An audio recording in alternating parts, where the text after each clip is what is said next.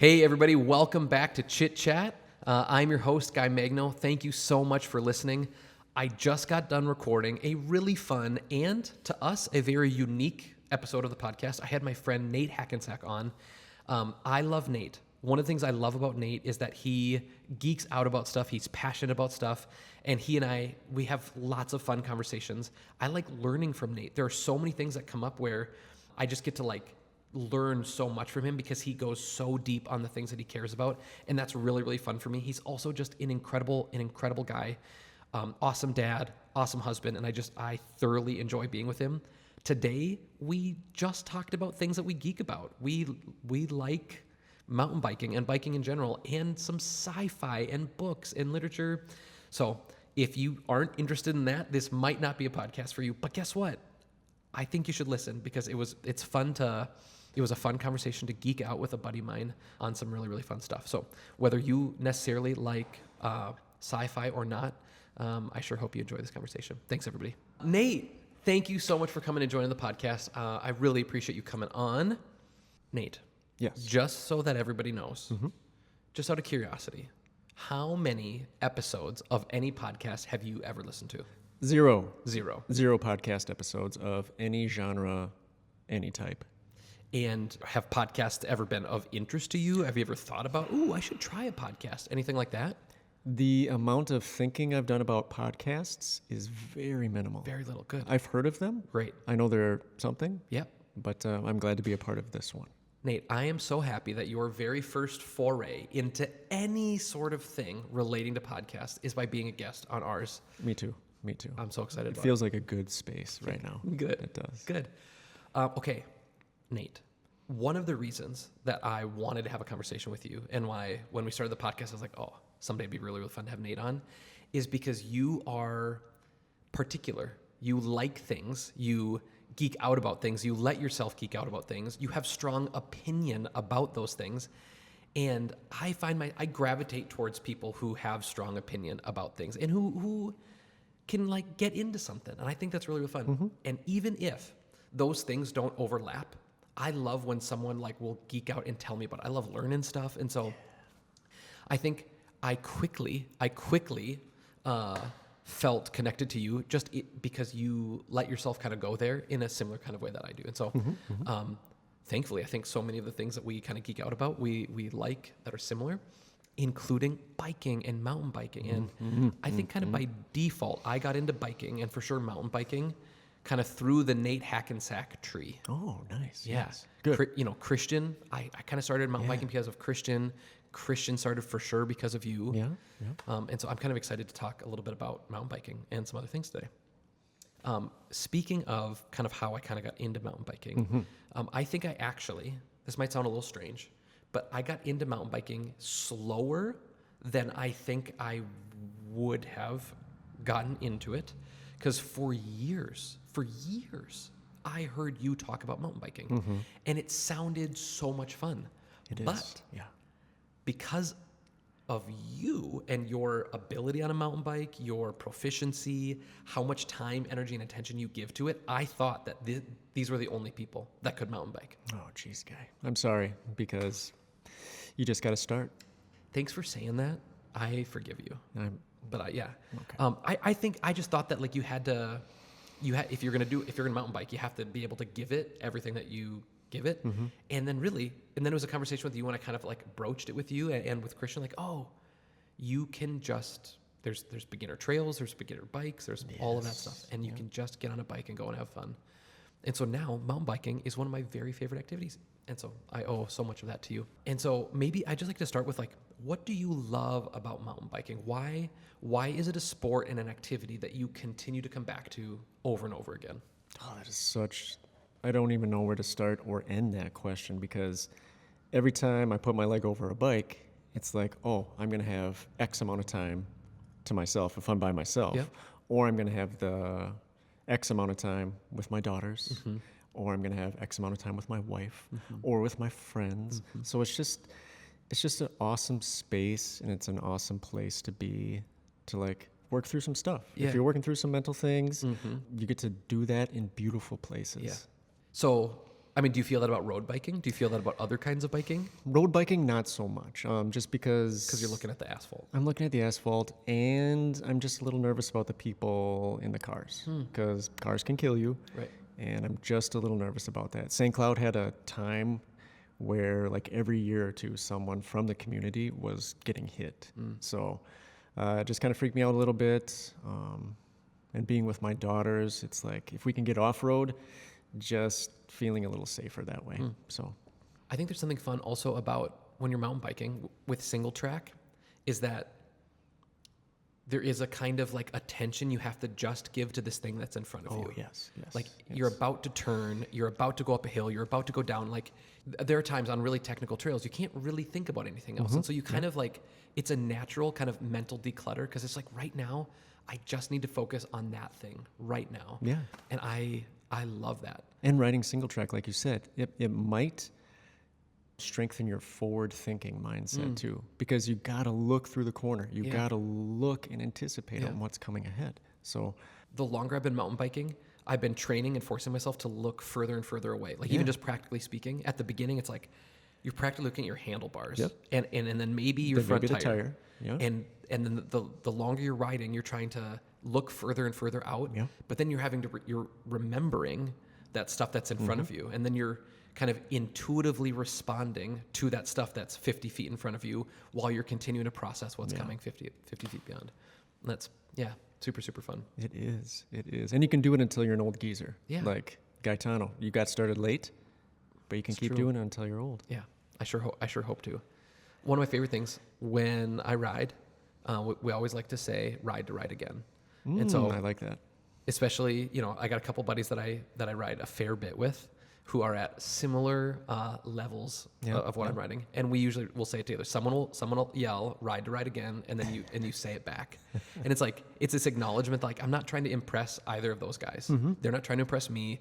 Like if there's some gnarly jump or something, like we don't need to take it. Like you can take it, but like you're not doing it to impress your friends. Sure. And it would be way better to pick the smarter and safer line today and be able to ride again tomorrow than to like push yourself beyond something that you're comfortable with and break a collarbone and not be able to ride for the rest of the year or ever again. Yeah. And so, I think it's incredible that it's so scalable to your kind of skill set. It is. And I like that saying. Even this past Saturday, I got to take Lucy for the first time.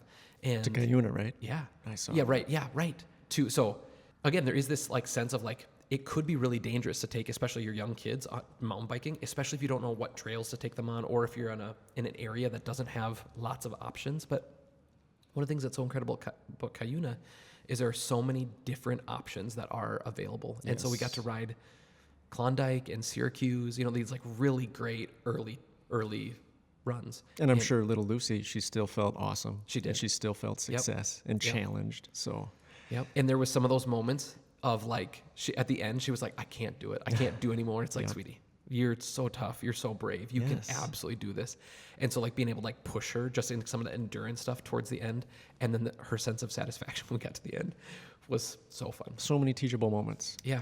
And at one point she didn't like crash, but like she came up to a spot and then kind of like fell over. She kind of fell over. And she was like, she was kind of like against a log kind of. And she's like, how do I get up? And I was like, you have to figure it out.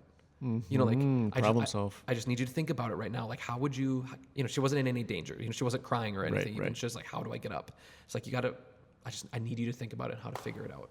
And that's so valuable. And Life lessons. yeah, mountain biking gets so much of that.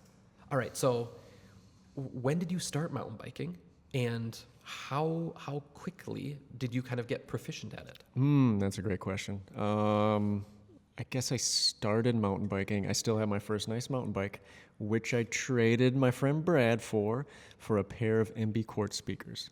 Okay, it's a purple Cannondale from like 1996. And I rode it the other day, and it's like, and just chattery. It hurts your teeth. But I guess I didn't really start progressing and racing as much until I met my wife. Like, she's the cool one in this relationship, and I've met her. I know. she's awesome. Hi, Becca. And Becca's awesome. And I suppose, like, she was racing, she was doing cool stuff, and I guess after that I was like, well, that looks like a lot of fun. Yeah. So I started doing it, and I got pretty good here and there. I like to say that I have like elite skills in a sport body, and those are, I'm just talking about like Minnesota has their own mountain bike series, and the top is the elite, and then there's a comp class, and then there's a sport class. So put them together, and I'm a comp rider this year. All right. But I suppose I've only been mountain biking, and I say only because there's a racer who was 76 who's still racing in the series. But I've only been riding and racing for like 20 years. That's great. And now my girls are into it, and it's awesome to see them progress and get better. And like most of your family vacations and stuff, right? Like you've got bikes in tow. Yep. We have the adventure trailer, and I've reconfigured that thing so many times to fit the different size bikes in there. And we usually base our vacations on trail availability. Yeah. We've been to the middle of Oklahoma, like west of Stillwater. There's trails in the middle of Kansas. We've been to Colorado, New Mexico, just to find dry trails in the spring. That's fun. And all of that riding is so different. You know, like every kind of topography presents new obstacles and new challenges, and whether it's riding at elevation, but a lot of the riding is cool too because you can find things that are similar too, like the limestone drops in Missouri or like the powdery dirt in Colorado. So fun. Yeah, that's cool.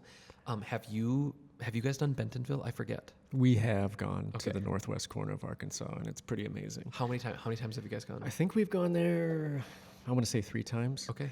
And we usually stay in a place called Devil's Den State Park, which also has their own like 10, 15 miles of single track. And if you look at like Discover Arkansas brochures, like a picture of Devil's Den is usually there. There's like a big, we call it just a toilet bowl with a waterfall, and there's trail that goes on the inside, and it's really cool. Really fun. It's really fun.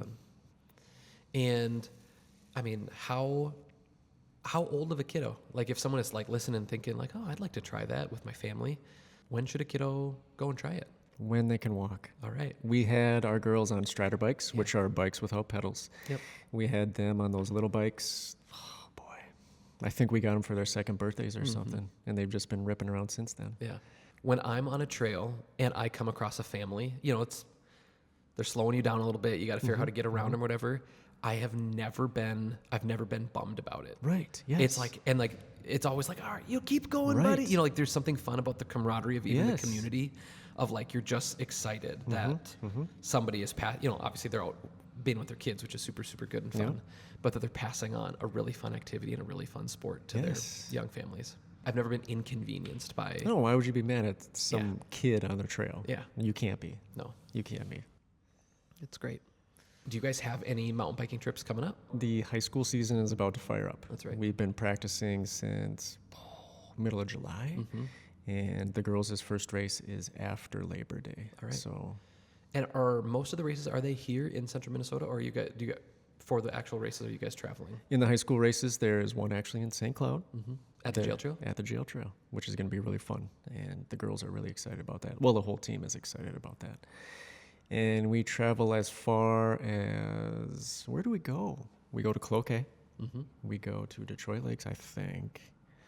We go to Mankato. Caleb's nodding his head yes, so he might know these things. And the state race is at Redhead, which is in Chisholm. Yeah. So. Cool.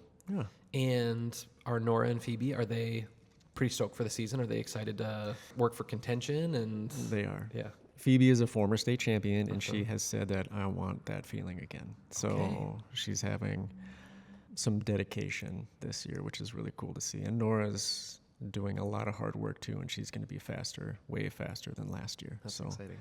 It's so cool to see your kids ripping it up and see them try hard and have success and have failure. It's cool to see. Yeah. What other kind of life lessons can someone learn on a bike? Oh my goodness. So many life lessons. Like we've said, looking forward, looking ahead, anticipation, patience. You also have to be patient because that corner's not going to come up really quick all the time. You have to be friendly on the trail.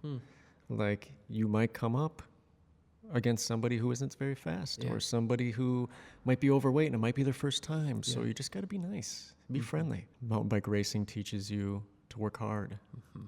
I mean, everybody who rides a bike doesn't have to race, but when you race, you got to work hard. Yeah. So, and you got to be encouraging. Be encouraging. Yeah. Let's build each other up. Let's not cut each other down. Yeah. I think it feels similar like when you're at the gym, right? And maybe there are other people at the gym who are way behind you, whatever your fitness level is, right? Whatever your fitness level is, there might be people that are way behind you on that thing. And it's, I think for the most part, is like when you see someone there, you're just stoked for them because they're there. The deal is getting to the gym. Yes. The deal is like putting in the work. And the same is like true on a mountain bike in that, man, you're just here. Who cares how good you are right now? Who Are you cares how good here? you And are you having fun? Yeah. Are you trying something new? So Yeah. A little earlier, you said when you are getting onto a mountain bike, you said swinging your leg over. yeah. Have you ever tried any other ways to mount a bike? Is there like a running and jumping? Well, I mean, in cyclocross, there's a discipline called cyclocross where you are on a short lap, usually in some random park. Okay. You might have to have barriers that you can either jump over or dismount and run over and carry your bike. So, like, usually when I get on my bike, I'm just swinging it. Okay. But with cyclocross, you're jumping on your bike. Right. So there are different ways. Yeah. And like for triathlons, like you're kind of running. Yeah. You're like kind of running with the bike as as you're in your transition.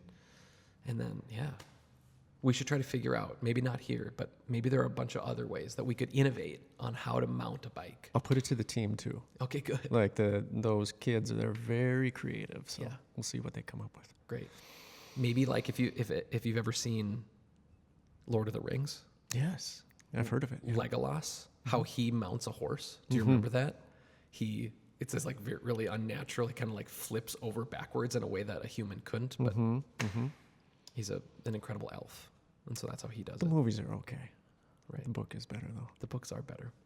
Nate, what kinds of books do you read? Oh boy, right now I am reading C.S. Lewis. He put out a science fiction trilogy. Yeah. And right now I am in the second book. And for me, I make time at night. But with this book, for me, it's hard to read it at night just because it's so creative and it's so dense and it's something I want to pay so much attention to that it just wakes me up. So I find myself not reading it. Yeah. But I probably read about half of it the last time we were in the Boundary Waters. So Nice. I need to get back into it. Yeah. That is what I'm reading. This Hideous Strength, Paralandra, which one is it? Which is the first one? I forget. There's Out of the Silent Planet, Oh, the Silent Planet I read, which was really good. number one. So I think that's number one. Yeah. Then maybe This Hideous Strength. Paralandra. That's one of them? Yeah. Yeah. It's really crazy. Yeah. Really imaginative stuff. Yeah. And I like that. If you like sci-fi, If you like sci-fi. Like, it's a really geeky, really deep series. I am geeky, so that makes sense. Yeah. I got to watch, I don't know if you have ever seen the Dune movies. I got to watch those Dune movies for the first time with Nate. And one of the things that this is one like I think is fun, and I don't share any of it. So like I just like I feel like I'm along for the ride. Okay. But geeking about sound and audio and what kind of speakers they are and what kind of megajoules they kick out. Isn't that it? I think it could be, but I think it's usually watts. Watts. Yeah. That's it. Yeah. That's it. So it's not megawatts then. No, I mean, well, it could be. I've seen amps that have kilowatt ratings, Not megawatts. which is over 1,000. Okay. So like it'd be 1.4 kilowatts, Got it. which is So a then how lot much of would a watts. megawatt be? I have no idea. That sounds like a computer term. Right. I don't know computers, guy. But Nate is really into the megawatts of speakers and stuff. And so he invited me over and it was really, really fun. And we got to watch the Dune movie, the first two, the ones that are out First two. together. And my soul hurt because it was so loud. Oh, But it was like it was on the edge. It was on the cusp of like, should I ask to turn it down? But it wasn't there. And it was so, in the best kind of way, it was so overwhelming. nice. How the sound of it, and then visually, it's one of the most beautifully stunning films I think I've seen. It's so pretty. Yeah, Like- it is so pretty. So pretty. Okay, speaking of books, you have read the Dune books as well. I just got done reading it with my youngest daughter, Okay. with Phoebe. Yeah. And how similar? Like how did they do with I thought they comparison did to a the pretty movies good and the books? job. Yeah? I did. The second, Better than Lord of the Rings did? I haven't seen the extended versions of Lord of the Rings Okay. yet. The second Dune movie, I think they kind of did Chani in a bad way. Mm. Chani is like the female protagonist Yeah. who is with Paul. But Zendaya. Zendaya, oh, is that her name? Isn't that the actress? The actress's name, Zendaya. You're Yeah. right. Yep. And yeah, they made her a little wishy-washy in the movie, and they kind of, it's not that way in the book. Herbert, it's not. She's that way in more. the She's book. more. She's all in for Paul and to help Paul and to help the cause. But in the movie, it ends where she's like, "Oh, I'm leaving." That's not how it went. So, spoiler. Spoiler alert. Spoiler. That's not how it went. Read the book. The book is amazing. Have you read the book? No.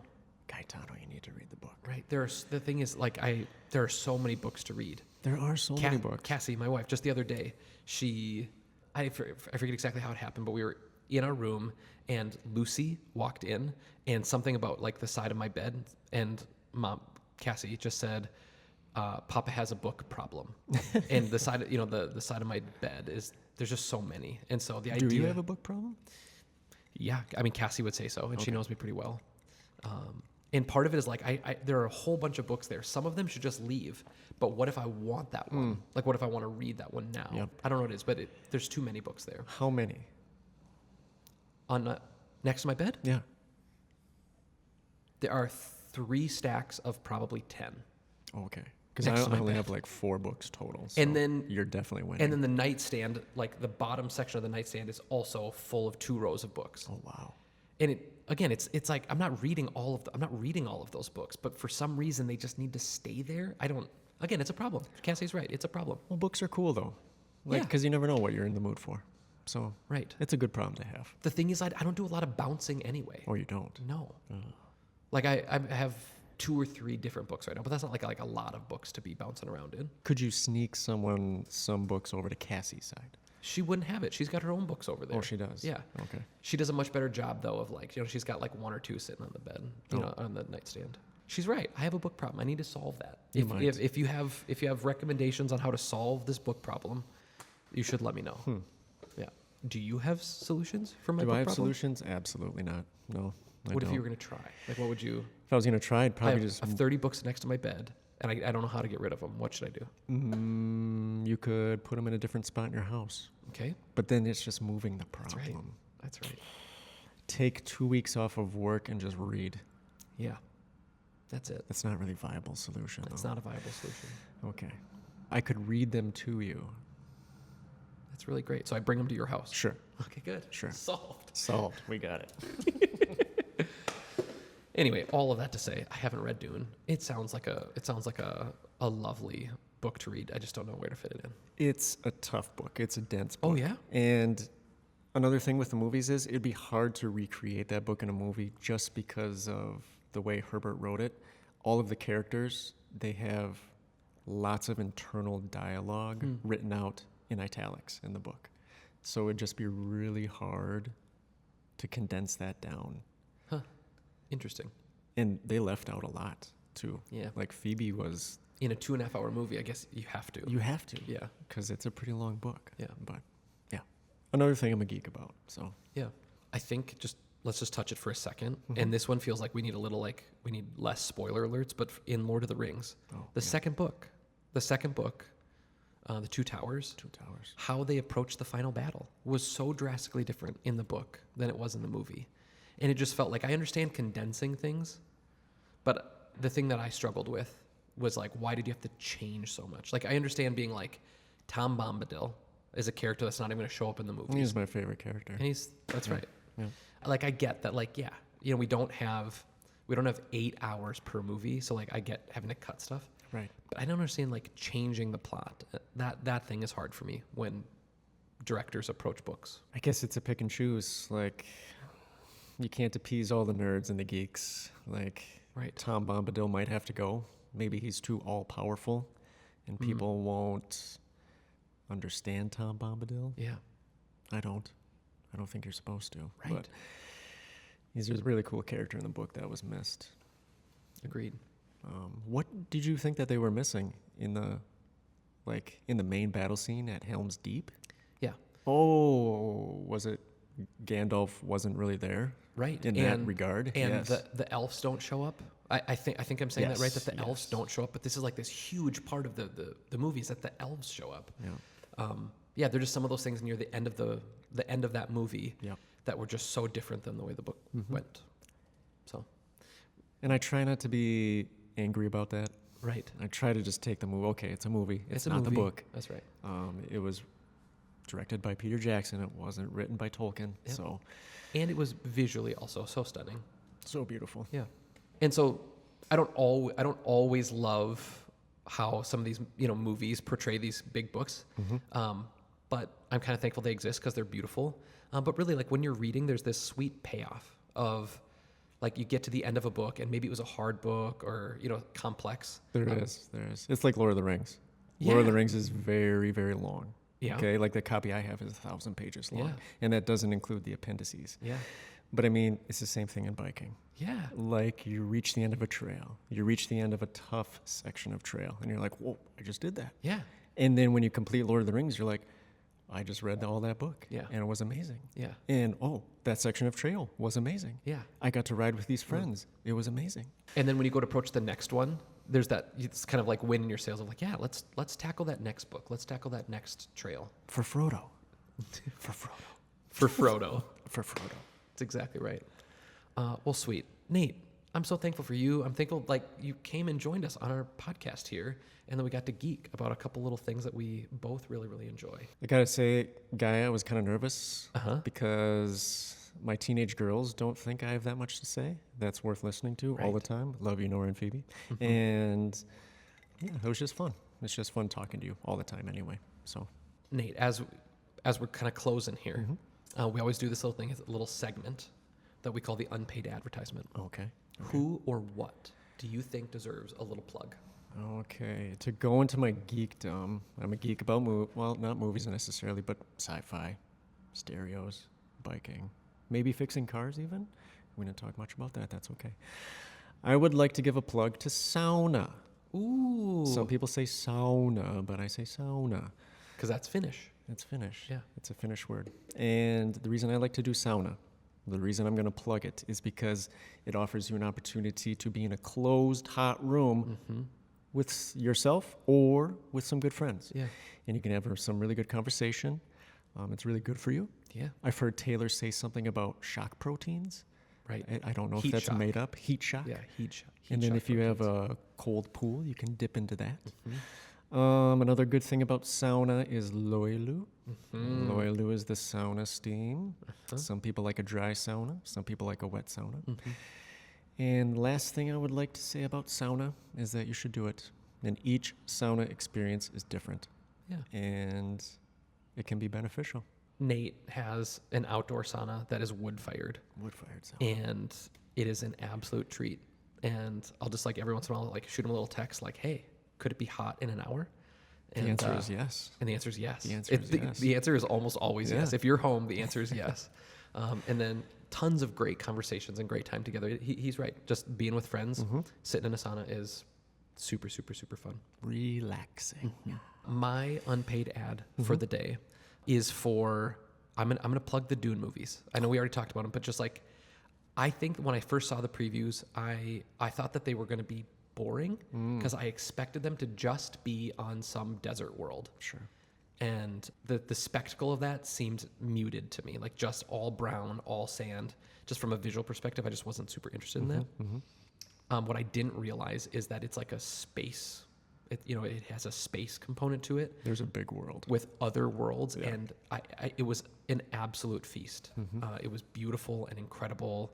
I would recommend that you should give them a shot. I don't even think you need to like sci-fi to really at least find something really, really pleasing about it. The sound is incredible. Sound is Visually, they're so beautiful, and they're really, really well acted. So my little Dune plug: movie. go check out Dune 1 and Dune 2, I agree. and then hopefully Dune 3, because isn't there a third one coming? I have no idea. Okay. I mean, the way the Dune 2 ended, that's the end of the first book. Okay. So they could go on with the series, but I'm not sure if they Okay. are. All right. Well, Mr. Hackensack, I appreciate you very, very much. Thanks for coming and joining us on the podcast today. It was fun for a first time experience on podcast. I'm glad this was it. Good. Thanks, buddy. See ya.